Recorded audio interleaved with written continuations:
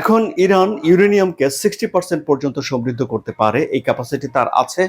এবং এই পরিমাণ সমৃদ্ধ ইউরেনিয়াম 400 কেজি সে সংগ্রহ করেছে, যা 2 সপ্তাহের ভিতরে ইরান 90% পর্যন্ত এনরিচ করতে পারে বা সমৃদ্ধ করতে পারে, যা করা গেলে সেটি উইপন গ্রেড হয়ে যায়।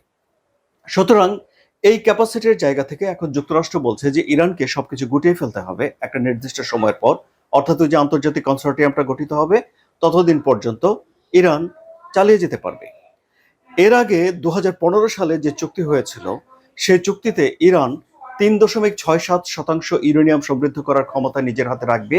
এর বিনিময়ে তার উপর থেকে আন্তর্জাতিক যে নিষেধাজ্ঞাগুলো আছে সেগুলো তুলে নেওয়া হবে, এই প্রস্তাবে রাজি হয়েছিল এবং একটা চুক্তিও দুই দেশের মধ্যে হয়েছিল।